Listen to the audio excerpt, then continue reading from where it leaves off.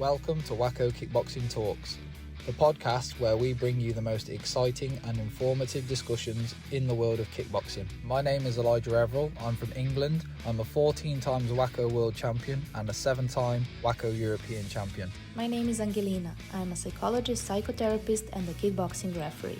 My name is Paulina Yardsnick. I'm a 5 times world and 3 times European champion in kickboxing. My name is Jake Riddell. I am from Dublin in Ireland. I'm a graduate of the recent Game Changer program.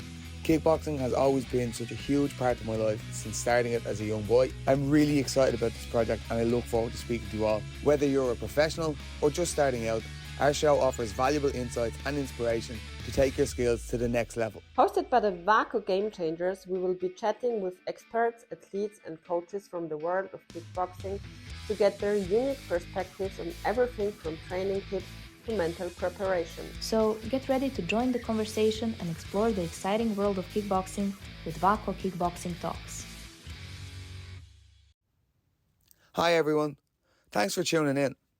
This is actually the second part of our list, so if you haven't already listened to the first part, that's our first episode, please pause this and go check that out. Thanks a million guys, enjoy. We're getting into the top 5 now. Top 5. I might take us straight into it now. My number 5 is a ladies K1 fight, and it's from the recent World Games, which was 2022. And as far as I know, it was actually semi-final. So both ladies here fighting for a place in the final, and it was between Andrea Cebuc of Romania and then I think Isabel Martinique. Anyway, so it's Cebuc versus Martinique of the Ukraine. Cebuc is young enough, as far as I know, she may be 19 at the time. And similar to what I was talking about at the start when I was talking about the Russia and Poland, Nadrov and Krelik fight. The two ladies have that aggression and they have the combination, but they also have, you can see the development over the time. Like that was 2015 into 2022 now. They have all the rest of it.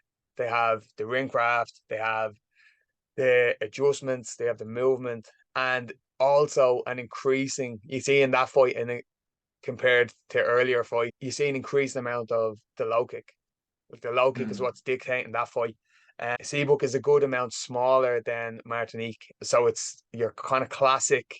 It's a great fight here. It's a classic kind of long, rangy fighter versus the shorter kind of in trying to get on the inside. And Cebuc is relentless in that fight. Yeah, she's relentless in trying to get in on that. And Martinique is happy enough to trade with her, but is also doing very well score-wise from the outside, catching Cebuc on the way in and on the way out. As they meet, the girls will clash. They might get a knee off, they might not get a knee off. They're separated again, and then Martinique's kind of back in her space that she wants to be in after they're separated, where she's kind of picking off from the outside with them long, rangy, a lovely mix of kind of the boxing and the kicks as well. But the low kick in that fight is just dictating it the entire time, and it's a great fight. A good amount of like you talked about, like the casual, like a casual kind of aggression.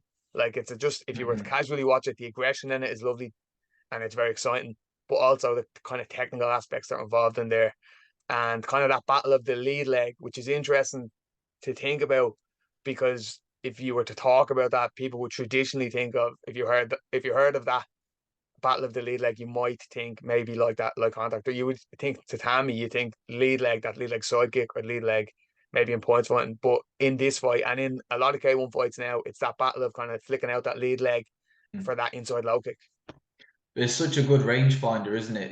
It's like a jab but longer. You know, if you can really master that front leg, you've got such a weapon that you can use. And I can imagine that's very useful being in the ring doing K1. If you can just find that inside low kick, you know, and mix that in with the other side kicks, you know, body kicks, high kicks, all those different things, you can add that into your game, then that could be very difficult to deal with. And just, you know, for people that have never taken a low kick before, you want to try it because it sucks. It is not nice. Even if it's flicked out, it's not. Yeah, it's not. It's not ideal. You take a low kick, you know about it. I always say I'd much rather get punched in the face than kicked in the leg. Definitely. I've only got scrawny little legs as well, so low kicks just kill me. All right. Anyway, Do you want to take us through yours? yeah, we're going to move into, so we're number 5, right? Number 5. This one's a light contact fight, and this one is from, oh no, it's not a light contact fight, actually. It's a K1 fight. Now, the reason why I got confused there is because one of the fighters that's in this particular match, I had seen him fight previously in light contact. So this is a guy who's gone from being very dominant on the mats and on the tatami, and then has taken his skill set into the ring as well. Very So interesting. this guy don't really feel like he gets the credit he deserves. Because the thing with the Russians is they come for a couple of years, smash everyone, and then they'll vanish, and then nobody knows where the hell they're gone. That happens a lot with some of the Russian. And this guy, Shamil Kesh, his name is, and he was fighting an Azerbaijan fighter called Ramal Aslanov. And again, like, great K1 match, great variety of techniques. But this guy, Shamil from Russia, I had seen him fight previously in light contact, and it was in the World Championships I first spotted him. I actually went over, it was the year that it was in Ireland, Jake. It was 2015. I wasn't old enough to compete back then in the adults, so I just went to spectate. And I was watching because I was obviously a short trip over, isn't it? So I thought I'd go and watch some of the finals. And I watched the guy tear through everybody. He was so good, like, and he was making people miss, counter punching. But he wasn't like just counter punching on the back foot. He was counter punching in your face. Like, you couldn't hit him, and he was just relentless with his work rate. His work rate was so good, like all of the Russians are. They just have a great work rate just going forward. But yeah, he was one of the guys that really stood out to me, and he won his light contact pretty easily.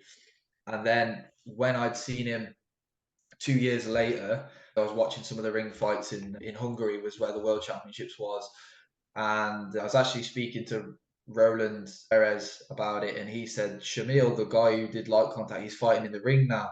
And I was like, no way. I'll need to watch this and see what he's like in the ring. And he's doing K1. And I remember watching this fight with the Azerbaijan guy, and obviously Azerbaijan, solid nation as well, especially in the ring. Solid nation. And you could see the guy was very experienced, was throwing a lot of low kicks, and the way that Shamil fights is very on his toes, in and out, changing angles. Okay. But the guy was hitting him. He was trying to chop him down. It was a clever thing to do. He was trying to stop his movement. He was trying to hit him with these low kicks and slow Shamil down. But to be honest, Shamil kept it up throughout the whole fight. Was kept moving, kept sticking and moving. Was mixing in the low kicks, lovely. Even saw some great knees in there.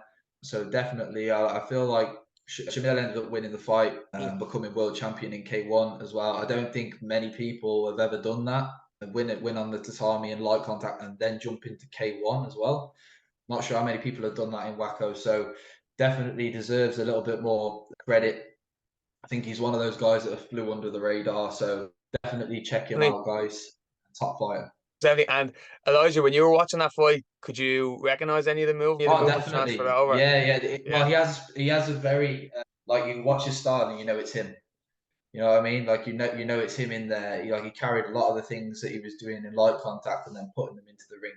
But then he was just adding things in there, like the low kicks that he was scoring, the knees. You could definitely see that he was working on this over the time from when I'd seen him to when he'd gone into the ring. He was obviously training a lot of knees and getting ready for those low kicks. But it was nice to see him so on his toes and always moving, because sometimes, the low kick is such a dangerous weapon, and a lot of people don't bounce as much because they struggle to block the low kicks. But Shamil just did a great job of, like, really using his movement to stop the low kicks. He didn't really check any. He was just moving out of the way and dodging. Just distance control, yeah. Distance control, yeah. It was just on another level. So top fighter, definitely. Yeah, that's brilliant. And a lot of people in the lists that we're talking about here compete at a high level across different disciplines. And I think for people listening, we can all take that on as even training across different disciplines. Just absolutely, because being more involved in all the discipline. Yeah, absolutely. I think it's. I know you compete across different disciplines. I'd compete across different disciplines. I think for people listening, to learn. Yeah, most definitely. Yeah. And I think for for people that start martial arts, you don't start as wanting to be a point fighting champion or a light contact. So you train to be a martial artist first and foremost. When you walk into a dojo for the first time, you want to learn martial arts. So You why learn the not sport, be a well-rounded martial artist? You want to be good in every single area. That's what I always say is, if you're a true fighter, then you're able to do it all. Not just, in one discipline, but you can do everything and be able to hold your own in there. You know what I mean? So definitely, like I would say that to whoever's watching out there as well, train people listening everything are, because it's only going to help you. Yeah. yeah, yeah, most definitely. And I think when you look at the people that are the names that are coming up in this list, both yours and mine, there's people that compete that could be in this list across different disciplines. And I think that Yeah. speaks great to how it can be done, and how Mm-hmm. maybe some people would think that they have to stick to the one discipline and that's that, and that's them. I am this, I do points fighting, or I do light Yeah. contact. Whereas, like you said, you can use that across the different disciplines and just apply your skills to different rule sets. Exactly. Even if it's just training purposes, you might not Yeah. want to compete in one certain discipline, but if you train all of them, you might be a full contact guy and you're like, I've never done points fighting before. But if you go and give points fighting a go, I'll guarantee that there's something that you'll be able to take from that style, add it into the ring, 100%. There's always something you can learn from everyone. So it's just having loads of fun as well. Yeah. I might And go on to my number 4. Happy with that? go for it. Yeah, let's Yeah. do it. All right. I am for number 4. Again, you're splitting hairs, picking numbers at this stage. Any of these fights could be any of the other numbers. Number Struggled as 4, well. I know, yeah, it's hard to get them sorted. I went for Raymond Daniels and Zsolt Moradi, Irish Open Salt. 2015 final. Yeah, Zolt. Yeah. Yeah, Irish Open 2015 final. I actually remember watching that from the crowd, and it would always be one of the points fights that it would always be like a point fighting match that I would think. Yeah. Yeah, I just think it just great fight, showcases so much. You have two of the best doing it at that stage. Of all time, of all time. I personally think Ray and Zolt are two of the best of all time. And there's other people you could put up there, but just to have the two of them meeting at that stage, and it's neck and neck. The entire fight, it's neck and neck, and it's not neck and neck where the two. I think for me watching it, I remember thinking quite frequently, and maybe I actually remember watching it at that time. Maybe I'd spent a weekend at the Irish Open. Anytime I'd seen people kind of clash, you'd see people have favorite techniques, and everyone would have a favorite technique or a favorite few techniques, but this just has it all. Has so many. It's not the two. It's not me doing my favorite and you doing your favorite technique over and over again, and whoever does that better wins. Which that Yeah. happens in fights, and that has to happen in some fights, and that has to be the way it goes sometimes, and that's grand. Mm-hmm. But Mm-hmm. for watching a fight, just a great fight to watch. There's just so much in it. Besides the atmosphere, I remember watching it at the time, but besides, even when you watch the tape now, the atmosphere that you can pick up how much both fighters are invested in it, how much both teams are invested in it, how much the crowd are invested in it. Yeah, just really exciting stuff. Besides the actual technical kickboxing part of it, which is top level. 100%. I believe Zolt ended up winning that one in the it was final. tight, but he did. Yeah, he did. I remember it. I remember, but that one was that might have actually been. I think Ray went for one more or two more years. I think he competed for another couple of years after that. But him and Zolt have got you could literally pick any single fight that they've ever had and stick them in this category of being in the top 10 because there's no one that loves points fighting that won't say they don't love a Raymond Daniels versus Zsolt Moradi. That like you said, it's just two legends, both at the top of their game, fighting against each other. In the Irish Open, it just adds to that as well. Adds to the pressure, adds to the You said that earlier on, whole dynamic of the fight, just being such an important match that they both want to win that title. And Zolt's probably the best kicker of all time. Ray, I personally think he's the best point fighter of all time. So it's just an incredible fight. And they had such a good rivalry, mate. Over the years, they'd fought everywhere in so many different tournaments, and Ray would win some, Zolt would win some. It was just that back and forth rivalry. And if you're a point fighting fan, you've definitely seen Raymond Daniels versus Zsolt Moradi numerous times, because they really were the two that were on top for a very, very long time. The consistency of them both to be at the top level for that long is absolutely amazing. So two inspirations to me, two role models, and I'm sure they are for many others as well. Good stuff. All right, we're down to number 4. And on my list, this is Raymond Daniels and Jack Felton. So again, with this fight now, sorry to interrupt, Elijah. I had that go one on. on my when I was nailing down the list. That's a What's very good one as well. going to be interesting here, though, Jay? What's going to be interesting here is which fight did you select? Because again, these guys have fought so many times, but my specific one, and I think I have listed the year here as well, and it's Irish Open 2010. That is the one that we're going to go with for this one. Now, again, we're going back 13 years. There might be some of the younger guys that don't remember this fight or haven't seen this fight. But what's so interesting about this fight is Raymond and Jack, obviously, they train together all the time. Actually, they're like brothers. Jack and his family actually took Ray in at one point. He was living with them. Like, they grew up together. They trained together all the time. Raymond's like Jack's big brother, basically. So to see these two in the final anyway is something special, because you've got two of the best in the world. And not only that, but they're best friends. Two brothers fighting against each other for the title. So that's amazing as it is. But then the fight was just crazy because Jack was on fire. And I mean, he was on fire for I'd say 3/4 of the fight. And he was actually got a lead on Raymond by 8 points. He had a lead on Raymond with 8 points. Oh. Yeah, it was a big lead, which, 8 points are very, very difficult to get back, especially when it's only a 2-rounder as well. I mean, he's 2 points off the fight being over.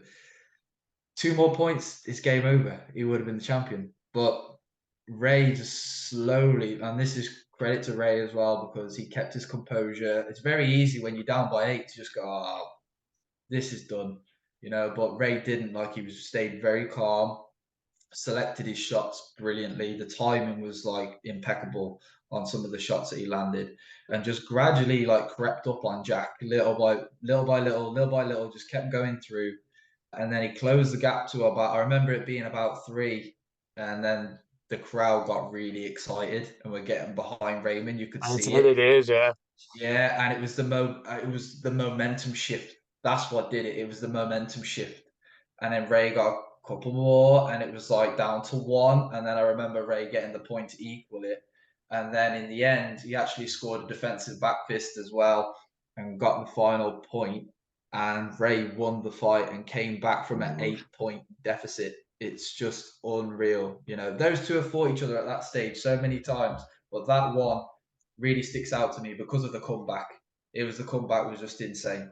8 points. Everyone was like, for anybody to do that, for anyone to have an 8 point. Yeah, but leading by 8 points on Ray, and then Ray to get that back, it was just. But we basically saw two guys, Jack dominating the first half of the fight, just absolutely was firing.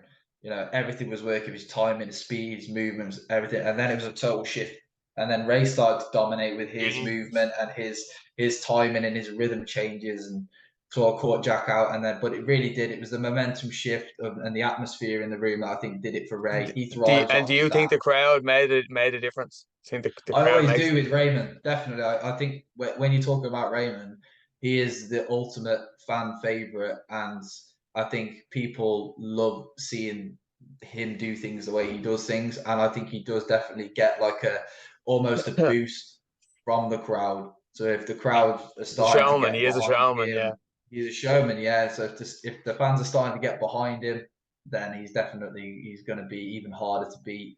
And again, like, it's just his confidence, though. That's the thing. He's just got unwavering confidence and dominance as well. That he believes in his skills that much. He can come down from 8 in 2 minutes. Not a problem for him, And he would have fully believed that he was going to win that fight, even when he was down by 8 and everyone else was counting him out. That's the mentality that that's why he's the greatest of all time. That's why he's the champion that he is. It's not just because of his physical talent, but that mentality, most people haven't got it. He's just one of a kind. Yeah, no, most definitely. And again, like that, the mental aspect plays such a big part. Yeah. I mean, it's so difficult to come back from that far down. But, if there was anyone that was going to do it, it's him. Most definitely. I might jump straight into my number 3. Yeah. Go for it. Super. My number 3 was a light contact fight from 2019 between Tony Stevenson and Mateo Amatuzzi of Italy. Perhaps I'm Yes. I know pronouncing both that. those guys very well. Yep. You've competed against both of them before. I have, yeah. So again, that was Tony Stevenson of Ireland and Mattia Amatuzio of Italy. It was in the final of the light contact male 69 in Bosnia. Competitive fight, a lovely back and forth, and a lovely example of just digging deep between both of these athletes. You see great shot selection. You see a very interesting style. Stylistically, both of these match up very interesting because you have Tony Stevenson dealing with the great movement of Mateo, the Italian, and it's interesting. It's interesting to see the two of these clash because just the tactics that were employed by both athletes in this sense, in the sense that I think you used the phrase chess match earlier on. I And did, yeah. there's points here where it becomes a chess match between both of these as there's so much happening. And I think I've talked about this a few times already. If you were to just casually watch this fight, the action and the excitement, and you can see that both athletes are like that, putting everything into it. But also the minor adjustments and the feints from both sides. Yeah. Both athletes are feinting that lead leg. They're flicking the lead leg up, and there's just so many just minor movements and minor adjustments that make it just a great fight. Technically to watch, in the sense that it's a final. Atmosphere is huge. Like I said, a great example of athletes just wanting and going for it and just giving it their all, while also staying disciplined to the tactics and the feints and the technical aspect of it as well. Yeah, awesome. Yeah, that's what we want from a light contact fight as well. Is all of that in there. That's that skill that they both guys possess as well. I know obviously from fighting them both before, and they are very different styles. Tony's a lot more longer range. That front leg is quick, lightning fast. There's so much happening.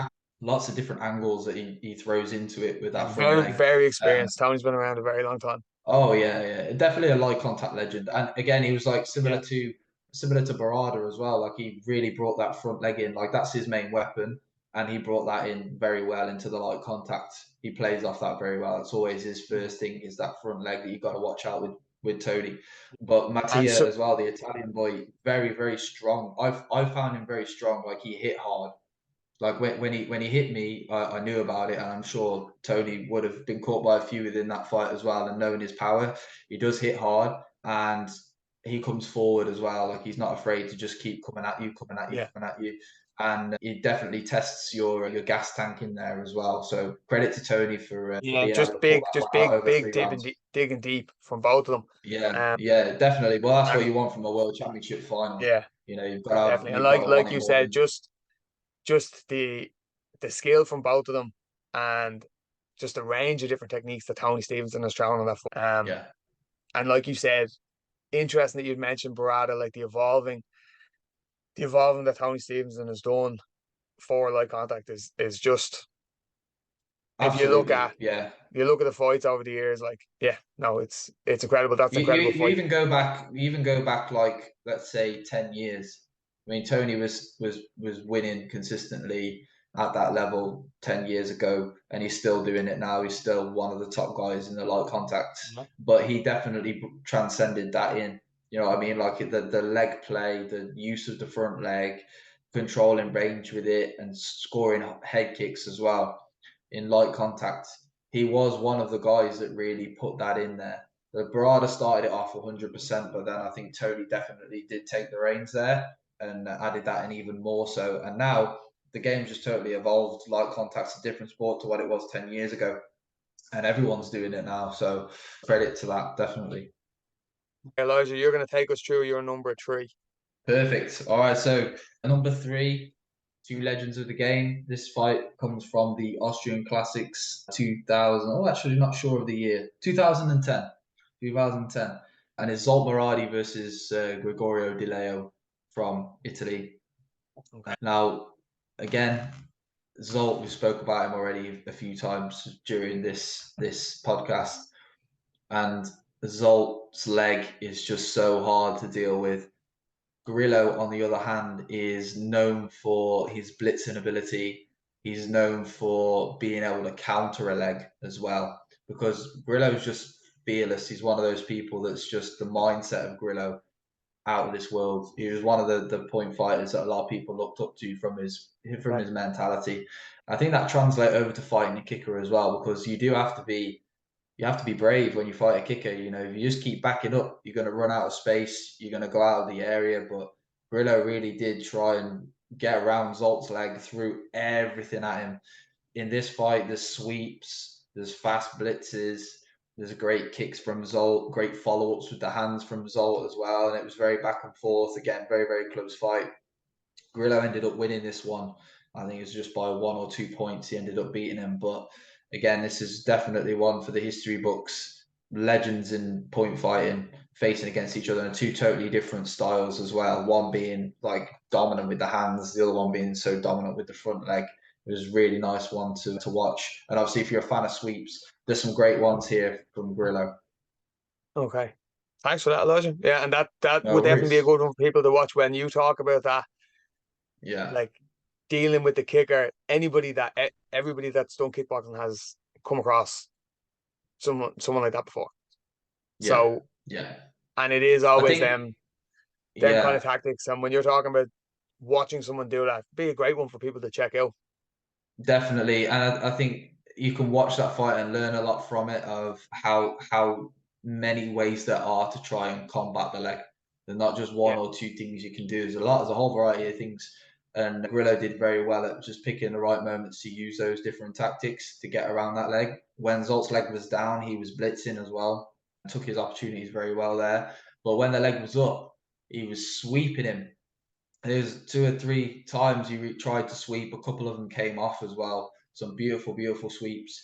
And that puts a lot of doubt into the kicker's head as well. They think twice about lifting their leg. So if you know you're fighting a strong kicker and you land a successful sweep, then that's going to play mind games as well with the opponent. So definitely a smart tactic there from Grillo. Made Zolt a little bit more hesitant maybe to pick up his leg because he's aware of that sweep. He executed it so well during that fight. So definitely a good one to check out if you're a fan of everything really. Sweeps, blitzes, kicks, all of it's in there. Most definitely.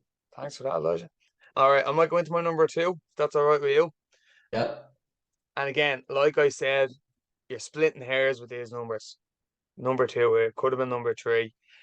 I went with a K1 fight between, and again, pronunciation is going to let me down here, Vitali Dubania of Ukraine. I Yeah. might call him Vitali. This was at 75 versus Ahmed Caliph of Jordan. And this was from the World Games 2017. Nice. A really close fight, a really good showcase of kind of K1, the WAKO style K1.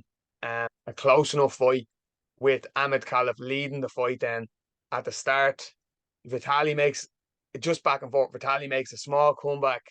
Then Caliph takes back again. And it ends up then with a strong, as much as I'm saying it was close, it was like a convincing push by Vitali then in the end to pull it back.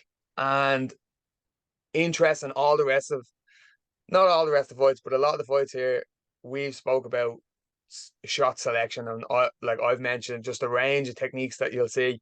This was a very measured fight in the sense that both lads knew what they were supposed to do and they tried their very best to do that.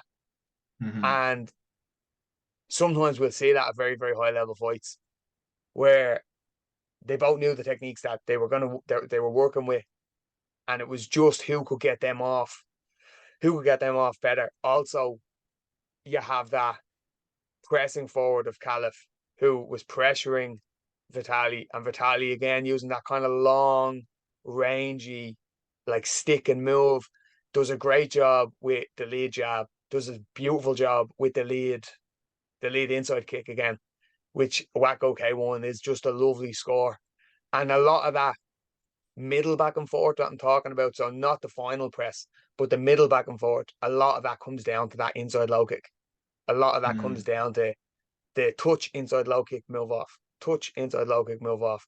And that was what was keeping it in the game. Now, the final, interesting as well, the final maybe press between both of them is where you can imagine both of them are just biting down on the mouthpiece. And that's when they start to get the combinations off. Yeah. So an exciting fight to watch, just a great showcase. And this wasn't the final, as far as I think it was a semi-final, which put Vitali in the final then. But yeah, just a great show. That inside low kick's so good for setting things up as well. You see that a lot, like as a setup, you just keep chopping it in low, making the opponent think about it, and then throw something else from a totally different angle that someone wouldn't expect. So that's some great tactics there used by him. So class. Definitely check that one out. I guess another one I haven't seen. Some of these ring fights I haven't seen, so I'd definitely like to go back and have a watch. And it is, it's definitely one. And it's interesting. Earlier, you mentioned you were talking about measuring with the jab and measuring with the inside low kick, and it can be used similar. You actually think in that description you're talking about the side kick, you can measure with that. Yeah. Measure with your jab, your inside low kick, just a measuring technique. But you can put a bit of venom behind it then as well, which is what Vitali does in this fight. Yeah. Awesome. All right, my number 2. So again, this one, like you said, it's difficult to choose, isn't it, when we're getting this far down the list? But this one sticks out to me as well, and this wasn't a final. It was from the Irish Open, but it wasn't from a final, as far as I'm aware. But it was Jack Felton versus Michael Page. I think we had to have Michael Page on this list somewhere, and this is where we have him. Obviously, Michael, just known for his MMA thing he's doing right now, is just tearing everyone up in the MMA. But before that, when he was fighting in WAKO, he was incredible, the talent that he had. And again, another guy that could do every single discipline, point fighting, light contact, and he would just highlight real people as well. He was like the British Raymond Daniels. That's what Michael was like. And then seeing like Michael's flashiness and his skills against Jack, who is very skillful, but he's very, very basic with the way that he fights. He doesn't really use any crazy techniques. He sticks to his fundamentals, and he's brilliant at the fundamentals. He's so fast with his front hand, his reverse punch, his side kick. So it's basically like a guy who's fundamentally excellent at what they do against a guy who's got a little bit more flashiness to him, long range. And again, it was one of those fights that was just back and forth. Michael did quite well at some areas within the fight of controlling the distance and firing the counter punches. I think that was one of Michael's strong points, definitely. Even in the MMA now as well, you watch Michael, it's his counter punching that does it for him. He controls the distance so well, and when he knocks people out, it's from them coming onto him most of the time. Michael doesn't really go hunting at people. He'll pick you off, and then when you get frustrated, that's the moment when he'll catch you. And that was coming from his point fighting background, I believe. And he landed some nice counters on Jack, but Jack was able to really put that psychic on him a few times, changed his angles quite a lot, so it was hard for Michael to adjust to those. And Jack took the win. Again, it was like a really, really close fight. It was right down to the wire. But Jack, I think it might have been a sudden death, actually. I think it was a sudden death. But it was, definitely check that one out, guys. If you haven't seen it, Michael Page versus Jack Felton, 2 of the very best to ever do it. And that was an awesome fight between the two gentlemen there. It's interesting that you'd pick that. It's interesting to hear you talk about that. When I would think of Irish Open, Michael Page, I would always think about him fighting Raymond Daniels. And you would just think of that draw. But hearing you did cross my mind. Yeah, it was an honourable mention. But hearing you talk about that, I like it, honourable mention. Hearing you talk about that clash of kind of the basics done really, really well, or that flashiness, that does add to the excitement of it, actually. Yeah. Yeah, 100%. I think, to be honest, Michael and Raymond's fights, they were great fights, and they were exciting because everyone wanted to see Michael versus Raymond. But I do think because they're so similar in their style, sometimes it makes for a lesser exciting fight. Whereas with Jack, I think because they were so like polar opposites, you get to see, the best of both worlds. So I think that was, for me anyway, that was more eye-catching than a Raymond versus Michael, because Raymond versus Michael is like watching Michael fight Michael or watching Raymond fight Raymond. Yeah. They're very, very similar. Very, very similar. So it's nice to see that difference in the two styles. And height difference as well. Michael's so much bigger and taller than Jack was, and it was amazing how Jack was dealing with Michael's reach. So really good point fighting matchup there. That was my number 2. Thank you. All right, that leads us into it then. So my number 1 straight away, I knew it was going on the list. I wasn't entirely sure whether it was going to take number 1, but I knew it would be very high up on the list. It I'm was. excited to hear this. I know, yeah. I'm excited to talk about it, Elijah. It was a fight from the final of the Combat Games in 2013. It was full contact 63.5 between Sergey Lipnik and Gabor Gorbics. So Sergey Lipnik was Russian, Gabor Gorbics was Hungarian. What a fight. What a fight. I was watching it. I mean, this was one that, guys that are listening, this is one that Jake sent me yesterday that I just was flicking through. I had a couple of minutes and I wanted to watch it, and I watched this fight, and it was a unreal fight. Both for me, it was the work rate too. There was never a moment where either of them was resting. It was just like they were just going for it. But again, the skill was still there. It wasn't like they were just in the middle, Rocky Balboa in it. You know what I mean? It was like they were really picking their shots well, but at the same time keeping the level of work rate up there. And it was just a back and forth, great scrap. Really good full contact fight. So aggressive, but controlled aggression. Like if I was to describe that fight, I talk about it just being clean. It was just everything was just so clean and crispy between the two of them, and tight, competitive the whole way through. It was a 2-1 finish for Gorbics. Gorbics ended up winning it 2-1. When you hear that result, it doesn't do the fight justice. Again, you're talking about the ring craft between both of them. And you mentioned it only a minute ago, between like the basics done really well. Gorbics is kind of what we thought, what you'd mentioned earlier, traditional, what you would have expected from a full contact fighter, especially at that time. Just kind of excellent boxing, throwing in a few maybe round kicks and a few straight kicks. Again, just the basics done really well. Presses on to Sergey Lipnik, the Russian, and then that versus just the fluidity of Lipnik, how he's able to move his feet, move his body, move his head, and also throw in some unorthodox. He chose a few very unorthodox kicks in that fight, and I think you only notice them more because it's basics done really well by Gorbics. They met the year before that, whether it was the Worlds or the European Championships. Perhaps it was the European Championships, I can't remember. And Lipnik ended up winning the final of that. So just such a story between the two of them. But that fight is always up there in my head when I talk about kickboxing. If I was directing people that didn't know lots about kickboxing, that were new to it, I'd be like, that's a fight, you have to watch that. I feel like that. Yeah, it definitely showcases so much of it. Yeah. I was really glad that you sent that to me because I'd not seen that fight before, and I was watching it yesterday. And I was like, "Wow, this is a top fight." And it's a great one. Yeah, it's great that it was on World Combat Games as well, because they're the type of fights we want to see at these events. So that was awesome. So clean, like what we talked about earlier. Like you can see, if you've never watched kickboxing before, you could watch that fight, and you'd understand what's going on. You'd see the scores, you'd see where it is. And I'm sure if you appreciate sport or competition or any of that, you could appreciate this.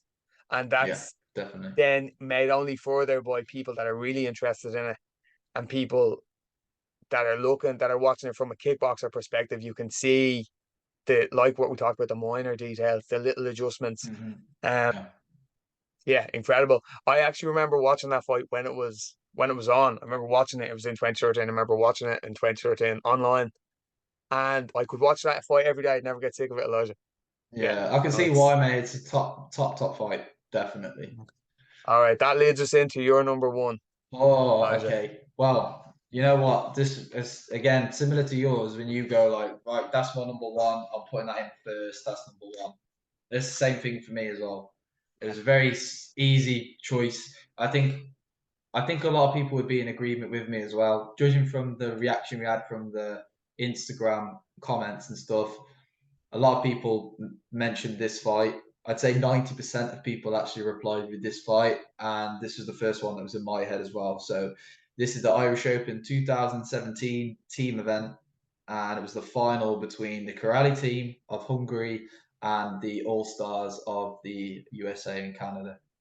And I can actually recall the exact fights that happened within this team fight as well. So it started off, it was, I think the All-Stars sent out Jamal Albini.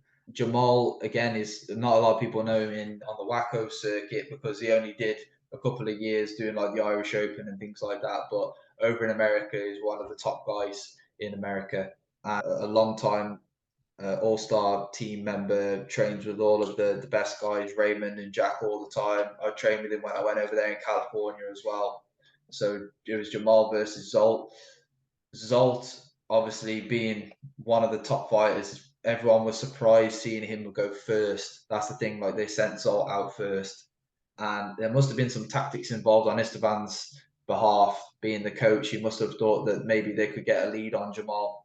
And that's exactly what he did. He went out there, Zolt just put that front leg on Jamal, and Jamal didn't really know how to deal with it. There was a couple of mistakes on his part, like he was stepping out a lot, or he wasn't quite catching the distance with the kick and was getting caught. And I think the fight ended with Zolt being up by 11. So that was like a massive win, a massive lead straight away. Like in the first fight. It might have even been 12. I think it was 11 points or 12 points difference going into the second fight. So a lot of people are thinking, how the hell are they going to come back from this? Like, it's game over. I think some people had actually like left the City West Sports Hall and gone back to the hotel. But anyway, so the next fight, I think it was, who was the next fight? I think it might have been Trevor. Oh no, or was it Raymond? I think Raymond went up second. Yes, Raymond went up second. And again, you've got like the two top guns on each team that are up pretty early. Like Zolt went first, and then Raymond's obviously going up second. And he fought Richie Verez. And again, these two have fought each other a lot. Raymond just towers above him in terms of height and in reach. Richie, when he was on it as well, like he was so good. So good. Just the movement that he's got and the timing and the speed and everything was incredible and is hard for anybody to deal with. And Ray definitely struggled at times with Richie and his movement and his evasiveness. But Ray did end up pulling a couple of points back in that fight, caught him with the front hand quite a few times, which was one of Ray's best weapons. I know he caught him with a couple of those, and it sort of obviously brought the fight back a little bit, but I think they were still losing by 9 or 10. You know what I mean? So it's still like a long way to go. Yeah. You've won the fight by a couple, but they're nowhere near like getting the score back.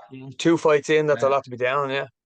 Yeah, and then it started to get, so then the next fight that happened was Trevor Nash and Thomas Imre, and this is where things started to change a little bit.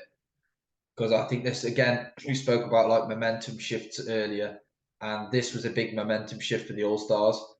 So Trevor goes in, Trevor's fighting Thomas Imre, and Trevor just puts on an absolute masterclass of front leg. Was for anyone that's seen Trevor fight before as well, Trevor is not only is he a unbelievable kicker, but he is heavy. He is heavy. Like he's a heavyweight. And when he puts that leg on you, not only is it a nightmare to deal with and to try and get around, but the impact that he hits you with as well. Like it must be so hard. I've never fought Trevor personally. I can imagine trying to go through that leg or go around that leg or over the leg. It's just a very, very hard task. And Thomas tried. There was a couple of nice step-ins that he did as well. Definitely showed his capabilities at being able to deal with the leg to some extent. But Trevor was like, I think because the fact that they were down by that amount of points, Trevor felt like he had to go for it as well. And he was just really coming forward with it aggressively. There's one moment in the fight as well where Trevor's kicking. Thomas tries to step in and he actually kicks his head guard clean off. The head guard goes off of his head. It was a hard, solid, like side kick to the face. When something happens like that as well, the momentum does shift in the other direction. And you could just feel it was like the momentum was slipping away from the Hungarians a little bit and into the Americans' hands and maybe giving them a chance. So that definitely happened. There was a bit of an argy-bargy between the two of them as well. So obviously that just added to the atmosphere as well. There's a lot of the fans getting behind the crowd. Yeah. So that was awesome. And then I think going into the final fight, if I'm correct, it's 4 points difference. So Trevor's had an absolute blinder. He's killed it and he's brought them back into the game. Like, you'd still say 4 points down, though, is still quite difficult over 2 minutes. Yeah. Especially when you fight. So the two last fighters was Jack Felton and it was Laszlo Gombos. Again, two of the best in this era, 100%. And being down by 4 is still quite a task when you're fighting Laszlo Gombos, definitely. But Jack just seemed to be able to stay so cool. I mean, they call him the Iceman for a reason, and he was cool as ice. He was just gradually getting the points back. Like, things, maybe some points would go the other way to Laszlo, but Jack did a very, very good job just keeping his cool, picking his shots one by one, but still, like, he was right on that verge of like being aggressive, but not over aggressive to where he was going to start making mistakes and losing points. He was right on that edge. That was perfect, perfect. And brought it right down all the way to the end. There's some good shots going back and forth, but then Jack had a little bit of momentum and they started to make it very, very close towards the back end of the fight. And then I think it might have been the very last second, actually, where there was like a bit of a clash. I think Gombe stepped forward to go over with the front hand.